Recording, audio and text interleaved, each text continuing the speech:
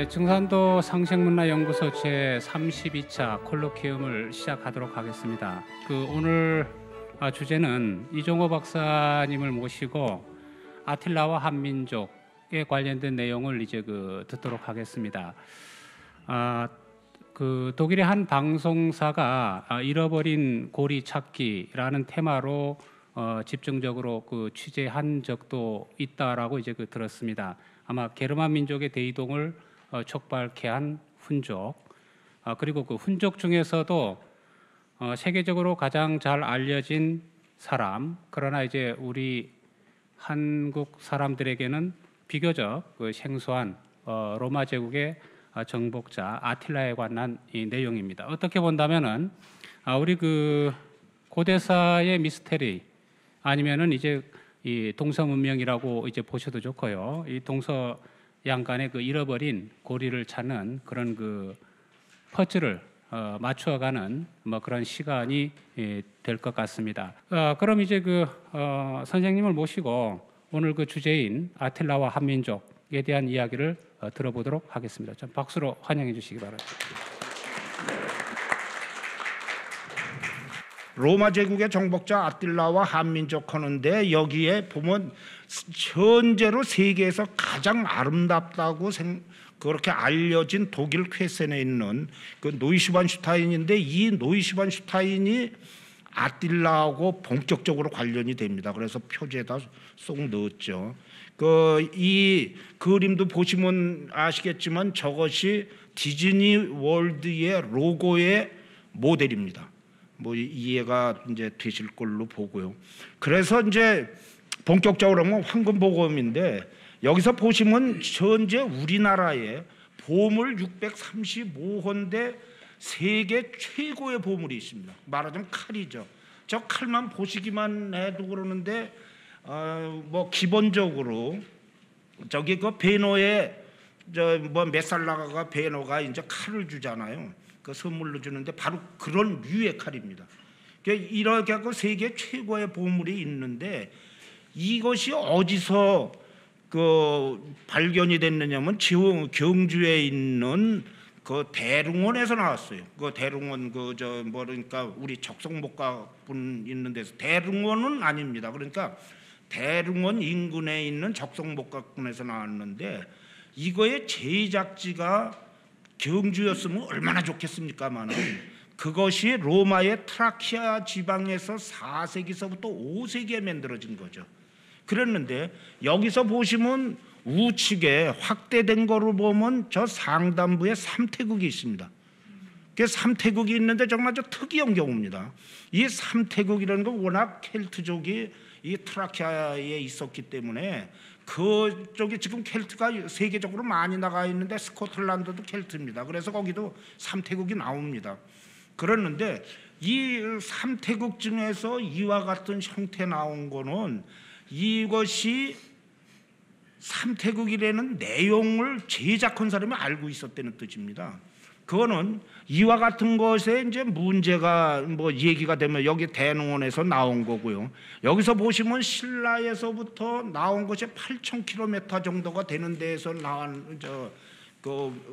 제작이 돼서 나왔는데 여기에서 이거에 대한 것이 딴 데하고 다른 거는 이것은 세계 최고의 보물이기 때문에 신라로 오는 이유는 두 가지밖에 없습니다. 첫 번째로는 신라 사람이 트라키아에 가서 지금 헝가리, 루마니아, 불가리아 정도 되는데 가서 이 보물을 받아왔든가 그러지 않으면 거기서 신라의 이 선물로 줬든가 두 가지 중에 없습니다. 그 이유는 이것이 세계 최고의 보물이기 때문에 이런 것을 장사꾼이 사갖고 이 먼 데까지 와서 신라에 와서 이거 진짜 굉장히 좋은 겁니다. 근데 내가 정말 남기는 이유는 없이 그냥 원가에 팔겠습니다. 할 수가 있는 것이 아니라는 거죠. 그러면 이와 같은 것이 도대체 어떻게 신라에서 발견이 될 수 있는가가 한번 이제 여러분들하고 상의를 해보자는 거죠.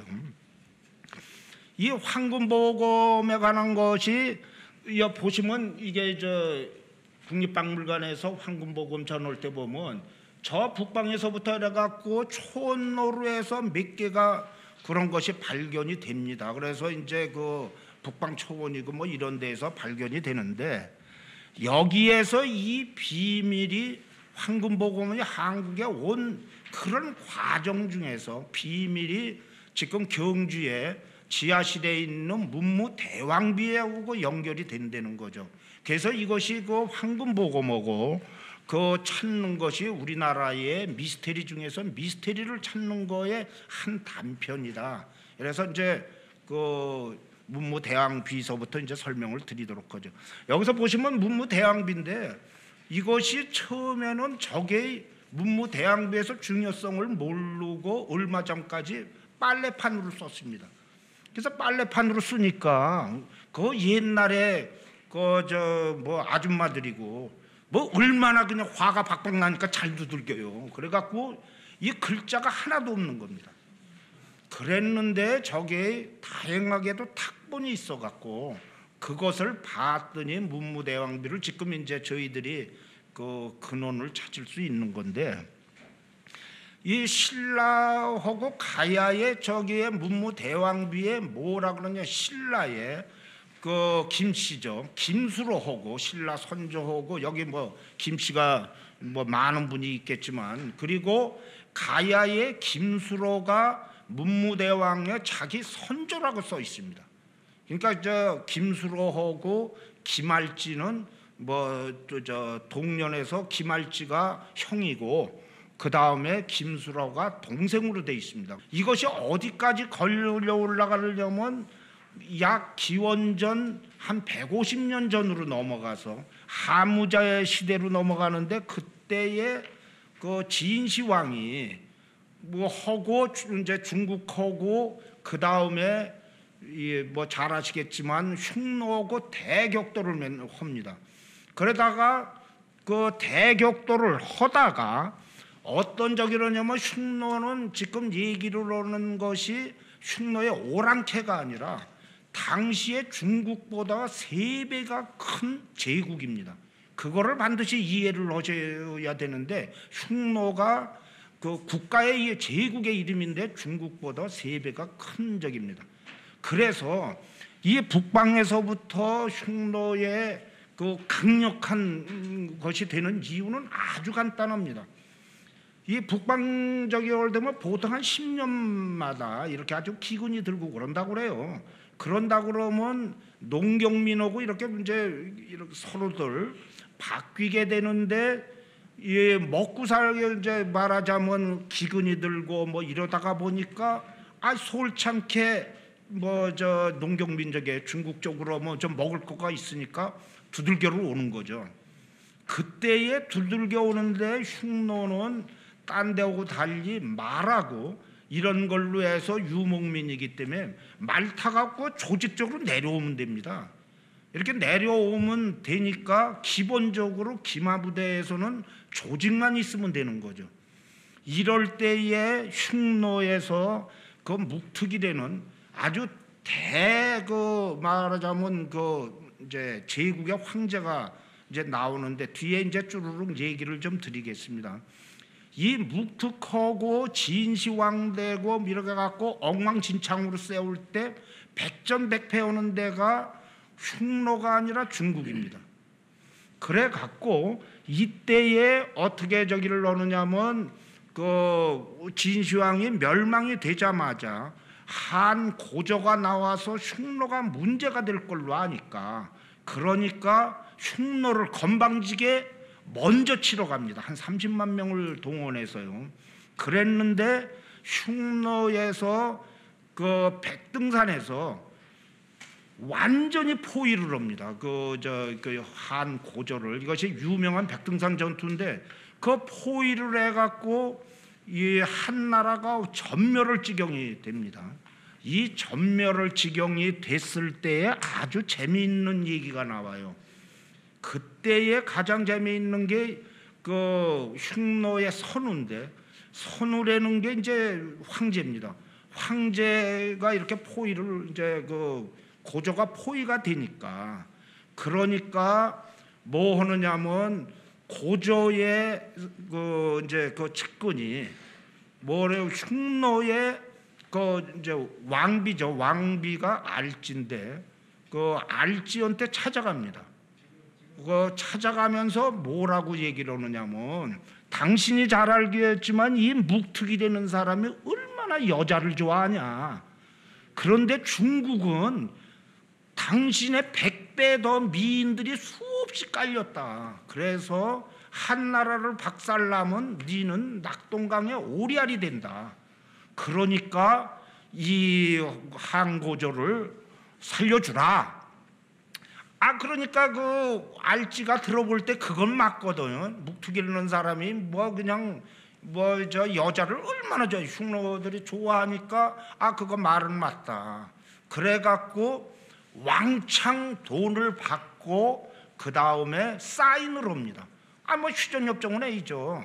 그래서 휴전협정을 하는데 놀랍게도 그때 이 흉노가 여기에서부터 한고조서부터 한나라 흉노한테 이 한나라가 매번 조공을 하는 걸 사인을 합니다. 그리고 흉노의 그 선우한테 한나라에서 공주를 꼭 그 보낸다. 이것이 왕소군 사건이고 뭐 이런 것의 한 예입니다. 그러면서 그래도 이 한나라가 뭐 글도 하고 좀 그러지 않습니까? 정통하고 그러니까 거기에 딱 하나 조건 하나만 해주라. 그게 뭐냐? 야, 그래도 우리가 니한테 그래도 조공은 하지만 이거 다 비단주 주고 그러는 거지만 딱 하나만 우리가 형하고 그래도 역사도 있고 전통도 있고 니네들 말만 하고 이러는데 그러니까 이 우리가 형하고 네가 동생하자. 그래 이 집만 내가 그 니한테 또 이 공주도 보내고 그러지 않느냐. 이제 이렇게 해갖고 이것이 계속적으로 흉노한테 그 공주를 보내고 그러는 겁니다. 그런데 이게 이제 그러면 중국에서 뭐 그 공부 잘하고 뭐 이러는 사람들이 이거 뭐 뼈대 있고 그러니까 난리를 칠 거 아닙니까? 이거 공주를 보내면 이게 말이 되나 뭐 이렇게 했는데 그때에 중국에서도 머리가 좋은 사람이 있어요. 그때 뭐냐면 그 공주를 보내면 거기에서 선우의 마누라가 되면 그러면 결국은 네 사위가 되는 거 아니냐. 그러니까 이런 거 그러면 손주는 네가 그 따지고 보면 외할아버지가 되고 뭐 이런 것이 되는 거죠. 그러니까 나중에 크게 이게 도움이 된다. 자기 저 외할아버지 집이고 이러는 데에 대해서는 크게 자식들이 생각을 할 거다. 그것이 한 350년에서부터 500년 후에 결국은 그런 일이 일어납니다. 그 자기가 흉노의 이렇게 쭉 해서 후손이기 때문에 자기가 한나라 중국 이것을 먹는데 자기가 적자가 된다. 이런 얘기가 이제 나중에 옵니다. 그러다가 이제 공주들을 계속 보내고 뭐 이렇게 곡물도 보내고 그랬는데 그러니까 흉노하고 이 중국하고 전투를 안 했습니다. 그 전투를 안 하니까 이제 경제가 중국은 워낙 큰 물산이 있는 데니까 상당히 이제 강력하게 되니까 이때에 한무제가 나와요. 한무제가 이제 어느 정도로 중국이 이 부강해졌느냐면 곳간에 있는 동전의 끈들이 다 썩을 정도로 그렇게 물산이 풍부했다고 그럽니다. 근데 이제 괄괄한 무제가 딱 보니까 이거 흉노한테 공주도 보내이죠, 돈도 보내이죠, 뭐 이러다가 보니까 이게 짱이 그냥 우라통이 터져서 그렇게 못하겠다. 그러니까 이제 전투를 합니다. 이것이 그래서 한무제는 평생의 흉노하고만 전투를 합니다. 그러니까 피박사를 내니까 그때에 포로가 된 사람이 좌연왕의 말하자면 부인, 그러니까 왕비하고 아들이 김일제입니다. 그래서 포로가 돼갖고 어디로 가느냐면 서안에 가서 장안이죠. 그래서 서안에 가갖고 이 김일제가 그 말구이가 됩니다. 황태자에서 참 더럽죠. 말구이가 되니까 가서 말이나 박박해서 말똥 치우고 뭐 이러는 거를 시킨 겁니다. 그랬는데 어느 이제 그러지만 어느 날 말이라는 게 워낙 전투에 중요한 거니까 무제가 말을 사열을 했어요. 그 말구이들이 쪼르륵 말 하나씩 끌고 갈 거 아닙니까? 그런데 한무제가 한 2m쯤 된다고 그러는데 지금 기록으로 보면 한 180 이상이 될 걸로 봅니다. 그게 되는데 그 황제가 이렇게 쭈르륵 앉아 있고 고관대적이고 그 왕비고 후궁들을 쭉 있는데 딴 사람들은 말을 하면서 힐끗힐끗 보는데 무제는 그거 보지도 않고 그냥 쭈르륵 가는 거예요. 그러니까 무제가 물어본 거예요. 저 녀석이 누구냐? 그랬더니 휴저왕의 그러니까 좌연왕의 황태자였는데 지금 와서 이 포로가 돼서 말구이를 하고 있습니다. 이런 거예요. 그래서 갖고 그러니까 무제가 불렀어요, 직접. 김일제더러 너 우리 쪽이 그러니까 그냥 너만 가더라. 왜 어떤 생각으로 그랬느냐? 그랬더니 김일제가 뭐라고 그랬느냐? 내가 할 일이 말만 끌고 가면 되는데 그건 당신들하고 해갖고 무슨 뭐가 있냐? 그래서 그냥 나는 말만 끌고 갔다 그랬더니 이 무제도 보통 사람 흉노를 토벌하기 위한 몇십 년 프로젝트를 온 사람이기 때문에 딱 듣고 어유 새끼 좀 괜찮다. 그래갖고 그 날짜로 어떻게 시키느냐? 그 무제를 말구이에서 마감을 시킵니다. 그 마감이라는 거는 그 당시에 가장 큰 국방이기 때문에 우리로 따지면 군수참모부장 정도를 시켰어요. 그러니까 아주 그냥 황제가 지 마음이죠. 그래갖고 그랬는데 그래서 아주 측근으로 이제 심었어요. 마감이 워낙 높은 자리이기 때문에. 그런데 어느 날 거기에 있는 황제를 이제 부관이 되고 말하자면 비서실이나 마찬가지였는데 어느 날 이 신하 중에 한 명이 무제를 살해하려고 들어가는 그거를 김일제가 그걸 적발을 해서 막아줍니다. 그러니까 김일제를 암살을 하러 들어가는 거를 이 김일제가 막아주니까 무제가 그거 보니까 얼마나 이쁘게 베겠어요. 그래서 그 날짜로 무제를 김일제를 비서실장으로 올립니다. 그러니까 완전히 그냥 최고에 오른 거예요. 그러면서 내 딸을 데려가라. 이렇게 됐어요. 그랬는데 김일제가 딱 그러니까 자기는 흉노거든요. 그랬는데 거기에서 마누라가 무제의 딸이라고 그래도 그거 얼마 가겠어요? 그 암투가 많으니까 그걸 안 받습니다. 안 받고 그대로 쭉 이제 갑니다. 가는데 김일제가 워낙 이제 한 나라에 말하자면 충성도 오고 근간이 되니까 김일제가 죽기 전에 바로 전날입니다. 전날에 무제의 이제 아들이 왕이었는데 투레는 직을 줍니다. 투가레는 직을 지는데 그것이 지금으로 따지면 우리 산동서부터 이렇게 쭉 따져갖고 중국의 3분의 1입니다. 그런데 김일제가 그걸 받습니다. 그러고 그 다음날 죽어요. 그러니까 그게 상속이 어떻게 되냐면 김일제의 아들로 해서 쭉 가죠. 잘 되는 겁니다. 그래서 약 6회에 걸쳐서 쭉 합니다. 이제 투가 됩니다. 어마어마한 거죠. 중국의 3분의 1이니까. 저기다가 지금 산동 지역이고 북방이니까 그야말로 요충지를 이제 갖고 있는 건데 이런데 150년이 지나갖고 중국에서 한나라가 대격동이 일어납니다. 그 대격동이 뭐냐면 왕망이 나와갖고 전한을 박살을 내고 이제 이 신나라를 세우죠. 그랬는데 요 때에 이제 우리하고 관련이 되는 거 나오는 게 왕망이 일설에는 김씨라고 그러든가 또 하나는 정확한 거는 왕망의 왕비가 김씨라고 합니다. 그러니까 그 당시에 왕망이 신을 세울 때 김일제의 후손, 투의 그 후손들이 그냥 적극적으로 왕망을 밀은 거예요. 거기에. 그러니까 그랬는데 왕망이 몇 년을 못했어요. 그래갖고 한 30년이 안 돼갖고 왕망이 이제 그 멸망을 하고 왕망의 신나라가 멸망을 하고 후한이 수죠.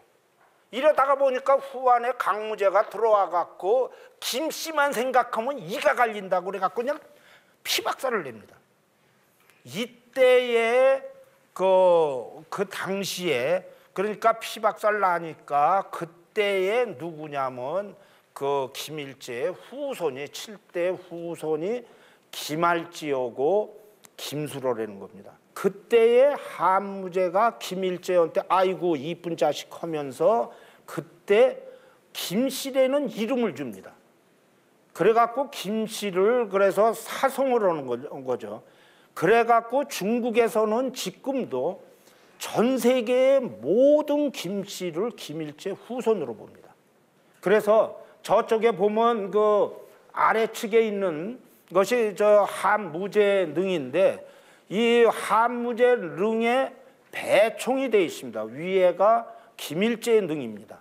당시에 그 황제하고 같이 능을 쓴다는 건 뭐 대단한 영광이죠. 그만큼 이제 한 건데 현재도 우리나라를 비롯해서 전 세계의 김씨가 매년 가서 저기서 이 배양을 합니다. 가서 보면 뭐 어디 우리 저 김씨 뭐 종친들이 와서 왔다 뭐 어디 김씨 오는데 지금 중국에서는 김씨를 67개 성으로 저 번째 성으로 해서 전 세계에 약 6천만 명이 있다고 그럽니다.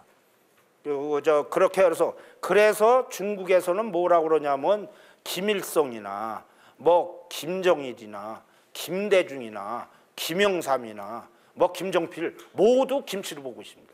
그래갖고 거기에서 보면 해외에서 가장 유명한 그러한 그 중국 성씨의 서열에 이 지금 말씀한 분들이 들어가 있습니다. 그 내용을 이제 김일제가 뭐 그렇게 됐다는 얘기고요.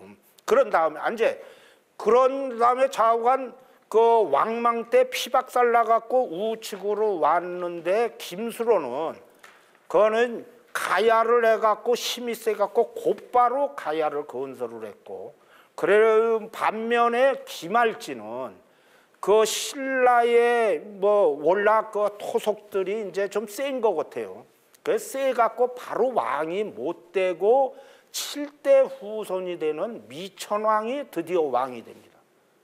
그래서 이제 미천왕이 그서부터 김씨가 이제 본격적으로 나와 갖고 이제 얘기가 되고 자 그러면 여기에서 한번 얘기를 하는데 중국하고 이 흉노호구에 이런 대격돌이 일어나서 결국은 지금 현재 이렇게 아딜라라든가 황금보검 얘기가 나올 수 있는 거는 유목 생활을 할 때는 말을 기본으로 하는데 말 기본으로 할 때 문제는 양하고 뭐 염소를 키우죠.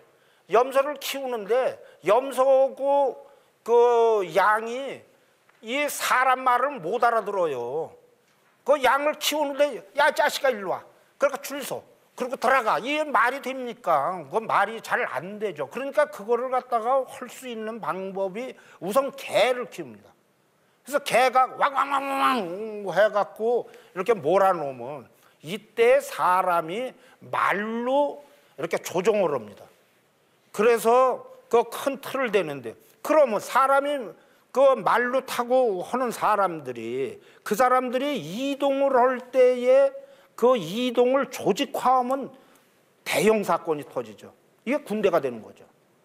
빠르고. 그래서 내용적으로 할 때 그 흉노가 급격히 성장할 수 있는 이제 이런 얘기가 되는 건데 그 흉노가 그러니까 북방의 이제 기마민족이라고 그러는데 그것이 어디까지 되느냐면 우리서부터 저쪽에 갖고 아까 그 스키타이 또 그 다음에 얘기하는 그 트라키아 지역까지가 일사불란하게 연결이 돼 있습니다. 그것을 보면 이제 이해들이 이제 되실 거고요. 그러다가 보니까 거대한 제국해서 일사불란을 하게 되는데 옛날에 보면 저 위에 돼 있는 것을 모두 나갈 때 중국에서 여기서 보시면 중국에서 북방으로 들어가든가 북방에서 남방으로 내려오는 길은 한정이 돼 있습니다. 그 한정이 돼 있는 데가 어디냐면 여기서 보시면 이 초원이라고 그러는데 이 연나라의 우리나라의 고구려 서안평 이런 데에서 거기에 길목입니다. 그러니까 고구려하고 중국하고 맨날 싸우는 이유가 이것만 넘어서면 바로 들어갑니다. 중원으로. 두 번째로는 여기에서 황하가 있는데 망곡부 있는데 이 망곡부로 해가가 튀어 들어가면 바로 그냥 중국의 중원이 되기 때문에 이때에 그래서 중국에서 진시황이 징그럽다. 제발 좀 해서 바로 여기를 막은 겁니다. 이게 만리장성이죠. 그 만리장성 위쪽에서는 사실은 이 서로들 성을 쌓고 그 한나라고 할 때 여기는 우리 거고 저 위는 당신 거다 그러는데 이 사람들이 그 흉노고 이거 말을 타니까 밑쪽보다 북쪽이 훨씬 더 살기 좋은 걸로 봅니다.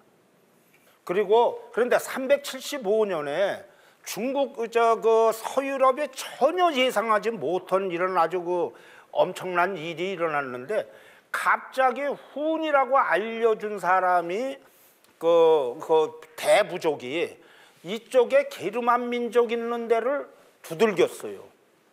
그러니까 두들기니까 어떡합니까? 그러니까 뭐 도망가야죠. 그러니까 도망가니까 이때 게르만 민족이 로마한테 마침 그때 이제 이 로마가 서로마, 동로마로 분리가 돼 있을 때인데 그때에 훈족으로 해갖고 동코트, 서고트가 엉망진창이 되니까 도저히 이 훈족하고는 못 살겠습니다. 그러니까 우리를 로마 경내로 좀 넣어주세요. 이제 그렇게 이제 된 겁니다. 그것이 그랬는데 그것이 결국은 서로마로 들어가서 그 뭐 여러 가지 사건으로 해갖고 서로마가 멸망하는 단초가 되죠. 그래서 게르만 민족 대이동이 매우 중요시 여겨 보는데 그거를 더욱더 중요시 하는 이유는 여기에 갖고 지금 그러니까 그 전에 살던 데 로마에 살고 아프리카에 살고 뭐 스페인에 살고 포르투갈에 살고 이 사람들이 게르만 민족의 이 후손들이 들어갔고 거기에서 터전을 만들어 갖고 국가를 만드는 것이 현재 서유럽의 국가 체제입니다. 그 당시에 쫓겨나간 사람들이 만든 것이 각 나라의 현재 골격입니다. 그래서 이 게르만 민족을 상당히 이제 중요시 여보죠. 이때에 가장 강력했던 사람이 바로 아틸라인데 세계 3대 정복자가 누구냐면 그때의 징기스칸 뭐 너무나 잘 알죠. 그리고 알렉산더 너무나 잘 알 겁니다. 그런데 많으신 분들이 아틸라라는 분은 잘 모르실 거예요. 아틸라는 395년에서 453년에 까지 이제 살았는데 이때에 이 아틸라가 아까 황금보고하고 관련이 있을 걸로 보는 겁니다. 현재의 그 동양어구, 서양어구에 관한 문제가 많은 것이 동양에서 서양을 공격을 근원지까지는 못 들어갔다고 그렇게 얘기를 해요. 실질적으로 징기스칸은 이 강력한 부대로 해갖고 러시아를 격파하고 그 다음에 발트슈타인 해갖고 거기에서 유럽 뭘 갖다 아주 피박사를 만듭니다. 그러고 나서 이 본격적인 대항을 이제 하기 직전에 불행하게도 오고타이가 사망을 해요. 그래갖고 총사령관인 바투가 그냥 그 보고를 듣자마자 전쟁도 안 하고 바로 합니다. 철수를 합니다. 이거는 이유가 있습니다. 흉노의 경우는, 몽골 하는 경우는 그 나중에 이제 상속자를 정해놓지 않습니다. 황태자를 정해놓지를 않아요. 그래서 누가 그 선임이 죽으면 그 다음에 쿠릴타일에는 이런 회의를 합니다. 회의에서 지명하는 사람이 왕이 되는데, 이때에 지금 그 상식하고 다른 거는 몽골은 장자 우선이 아니라 막내 우선입니다. 막내를 우선하는 이유는 아주 간단해요. 왜냐하면 나이가 적으니까 더 오래 산다는 겁니다. 그래서 통치를 해도 더 오래 할 수 있다. 이렇게 하는데, 그때에 오고타이 그럴 때에 그 쿠릴타이를 할 때에 표를 많이 얻는 방법은 뭐냐면 자기 부대들을 모두 데려가서 내가 50만 명 있다. 그러면 표 5장. 그리고 그 10만 명이요. 그럼 표 1장. 그래갖고 그 중에서 왕이 됩니다. 그러니까 센 사람이. 그러니까 오고타이가 유럽에 그거 공격하지를 않고 그냥 그대로 철수하는 겁니다. 그 내용이. 두 번째로는 페르시아의 다리우스가 지금 그 트라키아 지방을 공격을 하는데, 이 공격을 할 때에 갈 때에 스키타이에서 그 스키타이어가 아주 유명한 분들이 나와갖고 다리우스가 트라키아로 진입만 떼냈지 못 들어갔습니다. 그리고 철수를 했어요. 그건 역사에서 그랬는데, 세 번째의 아틸라는 경우가 다릅니다. 이 양반이 그 판노니아, 그러니까 트라키아에서 거기에 근거지를 해갖고 매년 이 서유럽을 공격을 했습니다. 그래갖고 452년에는 밀라노를 공격을 해서 이제 점령을 하고, 그리고 밀라노에서 내가 서로마의 왕이 됐다고 선언을 하고, 그 다음에 여기에서 보시는 게 저게 불란서 르와르 강이죠. 르와르 강에 있는 데에 거기까지 진격을 합니다. 그러니까 불란서의 중앙까지 들어간 거죠. 그 내용 자체에서. 그래서 3대 정복자라고 이제 이렇게 얘기를 되는데, 이것이 아주 그 흉노가 말하자면 후운적이 게르만 대이동을 시킬 때가 아주 흥미로워요. 왜냐하면 자기들이 그 당시에는 볼가강 우측에 있었는데, 이때 어느 해입니다. 그 볼가강이 너무나 넓어서 바다로 알아갖고 건너지를 못한 거예요. 근데 어느 해가 아주 추워진 겁니다. 그 370년 정도는 매우 추워져 갖고 그것이 얼었어요. 그럼 꼭 전설이 나옵니다. 전설이 뭐냐면, 그랬는데 글쎄 그 양 한 마리가 그거를 건너가는 거예요. 그러니까 목동이 말해, 나 그 양 잃어버리면 죽는다고 그래갖고 쫓아간 거예요. 그 바다같이. 그래갖고 그 볼가강을 넘어서 가봤더니 어마어마한 초원이 있는 거예요. 그 내용이. 그래서 후운족이 그 볼가강을 넘었는데, 거기에 살고 있었던 사람이 있죠. 이 살고 있었던 사람이 돈코트인데, 돈코트를 이제 두들기고, 돈코트가 깨갱어니까 서고토를 두들기고, 서고토가 깨갱을 하니까 그 다음에 로마로 들어가고, 로마가 깨갱을 하니까 결국은 망하게 됐다는 거죠. 그 내용이. 그래서 이것이 현재 이 모든 지도가 이렇게 됐다는 그런 얘기인데, 여기서 아틸라에 관한 얘기하면 상당히 시간이 이제 좀 많이 들어갈 텐데, 기본적으로만 한번 얘기를 드리겠습니다. 이제 황금보고묘. 아틸라 예전에는 지금도 그렇지만 이재이라고 그러면 되면서요. 같이 붙은 놈은 두들기고, 먼 데 있는 사람은 같이 이제 연합을 하고. 그러니까 로마에서 어떻게 했느냐면, 그 자기 안으로 들어온 사람의 게르만이 훈적 때문에 이 문제가 들어왔으니까 로마는 그 훈적하고 계약을 했어요. 그래갖고 게르만 민족은 우리가 좀 그 게르만 민족이 좀 말썽 부리면 네가 두들겨라. 그렇게 이제 했어요. 그러면서 어떻게 하느냐? 인지를 교환하죠. 그래서 그때 인지를 교환할 때에 아틸라가 로마에서 교육을 받습니다. 인지를 오고. 그 때에 로마에서는 로마의 최후의 백작이라고는 아에티우스를 후운적으로 보냅니다. 그래갖고 이제 뭐 같이 뭐 얘기를 하죠. 그러다가 하는데 이 로마에서 이 약속대로 항상 조공을 하질 않아요. 뭐냐면 물건을 줘서 이제 군대들 저기 할 때 그러니까 아틸라가 우라통이 터지니까 매년 공격을 합니다. 그러면 이제 로마가 좀 문제가 있으면 얼른 싹싹싹싹 빌고 그 다음에 뭐 야 우리가 비단도 주고 뭐 이래 갖고 이제 이렇게 정전을 하고 뭐 이랬어요. 그랬는데 여기에서 아주 흥미로운 얘기가 나오는데 이때의 발렌티우스 3세의 그 이제 누나가 호노리아인데 이 호노리아가 이 발렌티우스 3세 동생이 하는 짓거리가 서로만 하는 거 보니까 아주 이 엉망이거든요. 이제 그 누나가 볼 때에. 그러니까 어떻게 하느냐면 이 애인한테 쏙닥쏙닥 걸어갖고 우리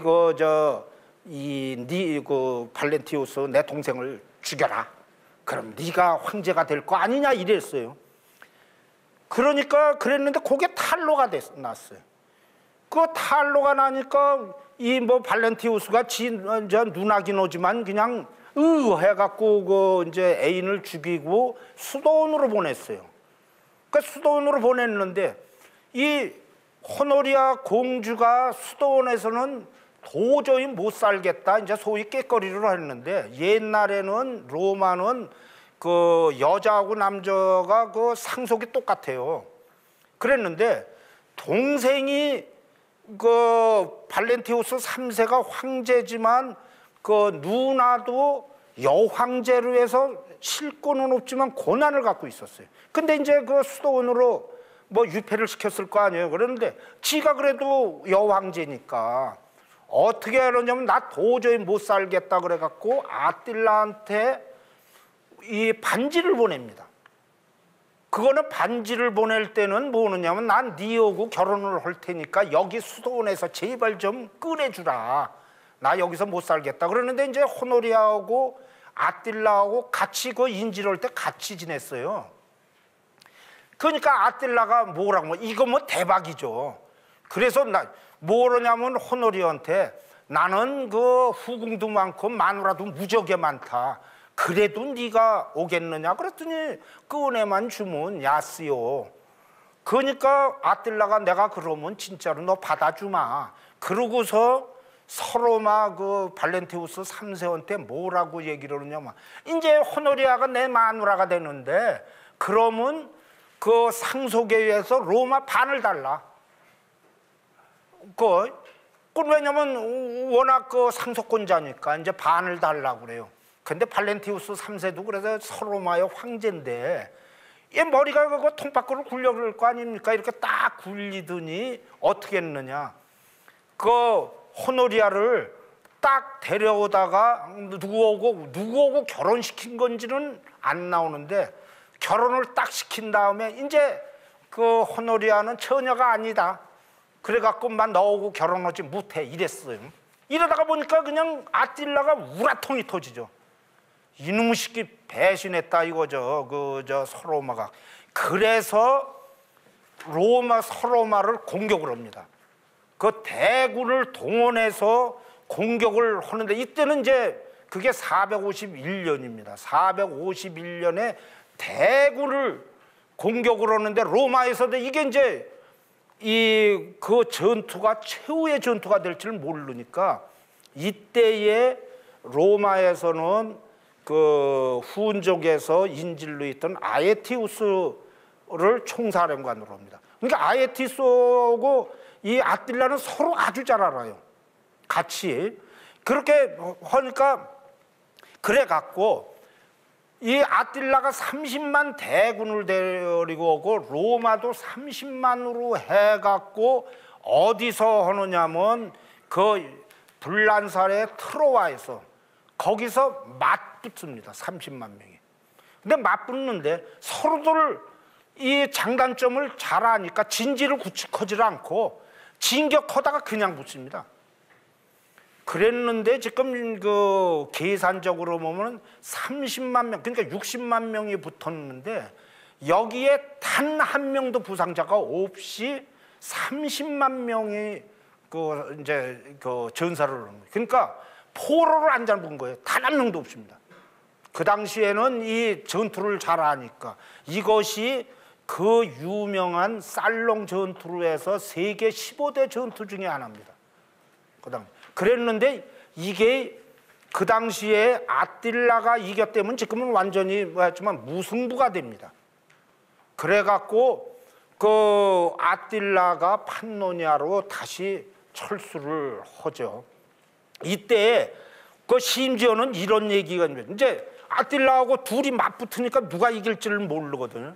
그러다가 보니까 아틸라가 최후를 준비를 만일 졌을 때는 그때는 자기가 포로가 되지를 않기 위해서 장작들을 쫙 올려놓고 그리고 왕비들까지 내가 몇십 명인지는 제가 모릅니다.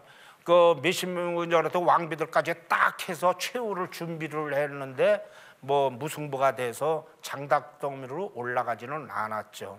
여기에서 이 내용이 참 재미있다고 하기는 보다면 요상한 내용인데 그 역사학자가 요르다네스가 뭐라고 썼냐면 고금 사상 이만한 전투가 없었다. 이 놀라운 광경을 못 본 사람은 후회할 것이다. 라고 쓸 정도로 아주 그냥 전설적인 전투를 했었다고 그럽니다. 거기에서 이 하단부가 바로 그 맞붙은 장소입니다. 그런데 여기에 유물이 단 하나 없습니다. 그것이 근데 그 위에를 보시면 이것이 이 포안의 보물이라고 그러는데 이 보물이 그 당시에 아틸라 진영에 이제 있었던 어느 족장의 무덤으로 보는데 여기서 보시면 이것이 아주 그 당시에 유일한 유물인데 여기에서 보시면 이것이 그 황금 모고모고 제작이 똑같습니다. 내용 자체가 그러니까 그 당시에 그 황금 모고모고 이제 연계성이 있는 거죠. 452년에 이제 다시 아틸라가 다시 서로마를 이제 침공을 해갔고요. 451년에 이제 살롱 전투를 했는데 이때에 그 아틸라가 공격을 하면서 모든 지역을 밀라노 이렇게 갖고 철저히 파괴를 하든가 이렇게 진격을 하는데 이때에 아퀴레아가 지금 유고슬라비아하고 국경입니다. 그리고 로마에서 동전을 찍을 수 있는 그런 고난을 가진 데인데 아틸라가 진격하면서 철저히 거기를 파괴를 합니다. 이 파괴를 할 때 거기서 이제 도망을 나올 거 아니에요. 이 도망을 나온 사람이 어디로 갔느냐면 지금 베네치아에 있는 데로 가서 베네티안 나도 왔다, 나도 살았다 이런 뜻입니다. 그래서 만든 도시가 베네치아입니다. 내용 그래요. 그러고 나서 뒤에 철저하게 진격을 하면서 밀라노에 들어가서 뭐냐면 아틸라는 뒤에 조금 저기로지만 딴 사람들은 다 왕 옥자에 이런 거를 앉는데 이 사람이 여기 이렇게 옥자를 돌로 만들어서 저기에 앉아갖고 자기가 서로마를 정복했다고 그렇게 선언을 합니다. 예. 그러니까 아틸라가 좀 특이한 적인데 그랬는데 그때에 이 아틸라가 밀라노에서 선언을 하고 자기가 서로마를 정복했다고 할 때에 유명한 정전협정이 일어납니다. 그것이 뭐냐면 레오 1세하고 아틸라하고 협상을 하는데 레오 1세가 아틸라더러 야, 너 이 정도 됐으니까 좀 철수를 해주면 내가 먹을 거 많이 준다. 이래갖고 아딜라가 철수를 합니다. 452년에. 그래서 이 사건이 워낙 큰 사건이라 갖고 지금 그 교황이 수백 명이 있는데 교황이 대교황 더 그레이트가 붙은 사람이 딱 두 분입니다.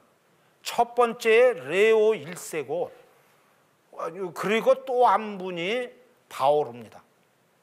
그러니까 그 바오르가 대교황이고 레오 1세가 대교황이 되죠.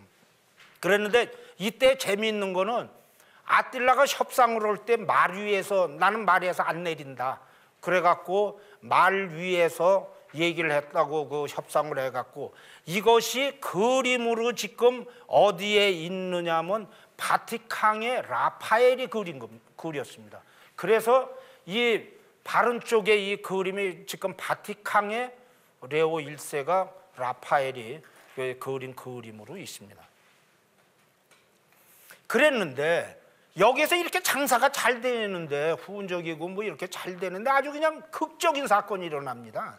그게 뭐냐면 452년에서 철수해 갖고 다시 공격을 하려는 1년마다 이게 공식 행사니까 이랬는데 이때에 유명한 그 부르콘트 공주인 일디코하고 아딜라가 결혼을 합니다.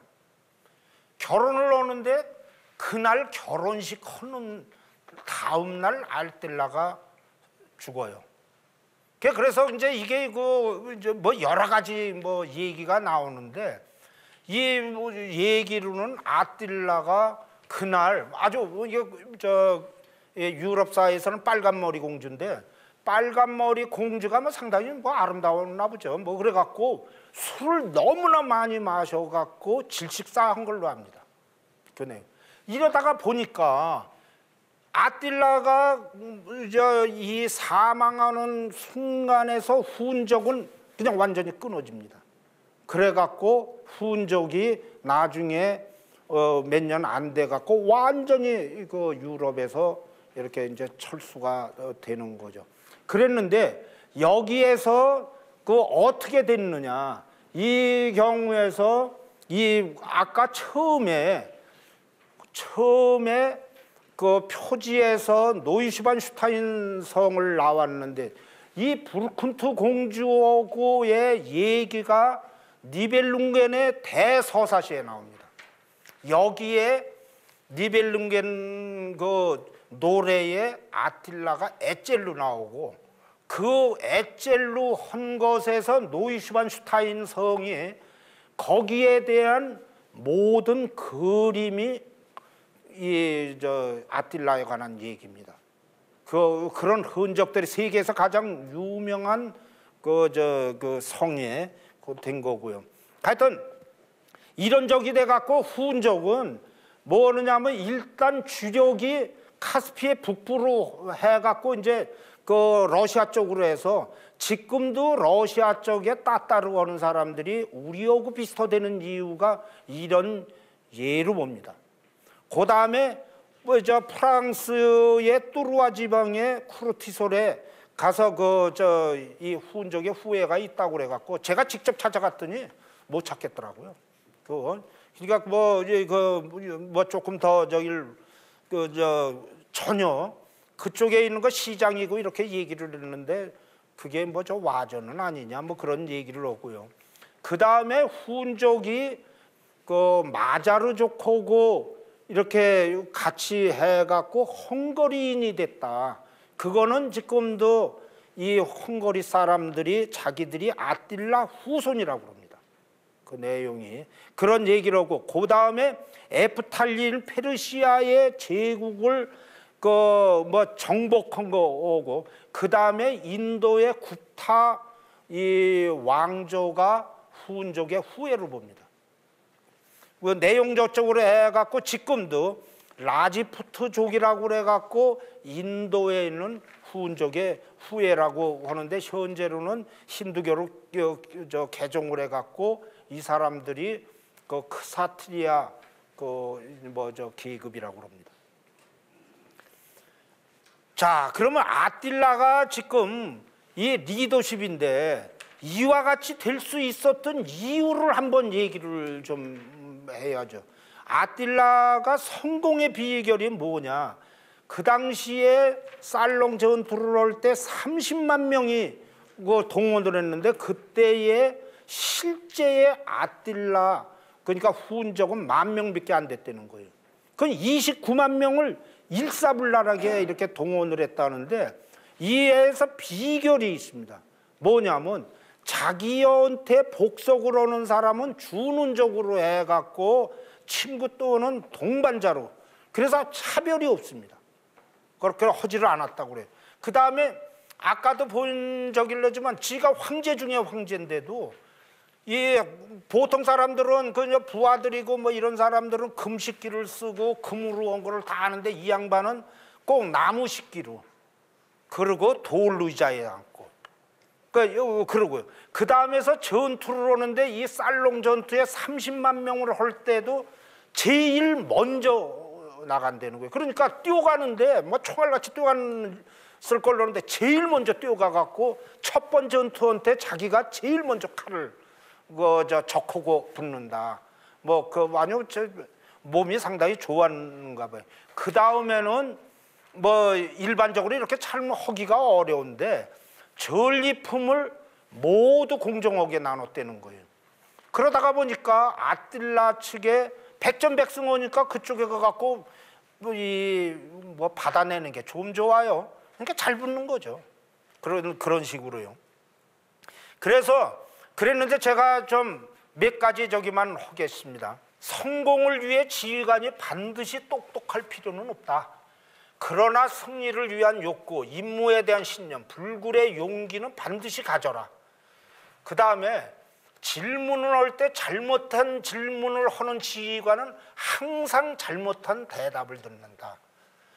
현명한 지휘관은 대답을 필요로 하지 않는 질문은 하지 않는다. 하여튼 로마에서 살았기 때문에 이 양반이 상당히 지식이고 이런 게 있고요. 그 다음에 지휘관이 되는 것이 쉽다면 누구나 지휘관이 될 수 있다. 틀렸다고 생각하는 사람은 다 얘기해 보세요. 그 다음에 이쪽에서 내용하는데 위임하는 게 아주 중요한데 지휘관 혼자 모든 책무를 완수할 수 없다는 사실을 명심해서 하되 필수적인 지휘권은 위임하지를 않아야 하지만 나머지는 모두 위임을 해서 부하들이 성심성의껏 이렇게 하도록 해야 된다. 그 다음에 부하가 위임받은 일에 대해서는 도움을 청하면 반드시 도와라. 근데 이렇게 하면서도 이 양반은 딴 사람하고 달리 뭐냐면 협상하고 외교가 중요하다는 거를 그렇게 했어요. 그러니까 승리는 어디에서 언제 대한 답을 아는 거다. 그리고 후운적은 외교가 실패했을 때 전쟁을 한다는 거죠. 이러한 내용을 할 때 보면 이 아틸라가 보통 다르다는 것을 알 수 있고, 그 다음에 후운적은 자기의 경험과 지식을 성공으로 발전시킬 의무가 있고 어떤 민족도 자기가 직접 하지 않으려는 거는 성의껏 안 한다는 거죠. 이런 내용을 알고 있는 정도로 했으니까 세계 3대 정복자가 되는 거 아니냐. 그리고 아틸라의 모습이 어떠냐. 여기에 보면 작은 키, 넓은 가슴, 눈이 작고 수염이 적으며 코는 납작하고 안색은 완전히 우리 이 동양의 북방 민족인데 아틸라가 이 유럽 사람들한테 가장 큰 고민을 안겨준 사람입니다. 그건 뭐냐면 아틸라가 이 동양계인데 아까 저기지만 유럽의 중앙으로 들어갔기 때문에 이 민족이 누구냐. 서양 사람들이 생각을 할 때 아틸라가 동양이 이렇게 했다는 건 약간 존심이 상하거든요.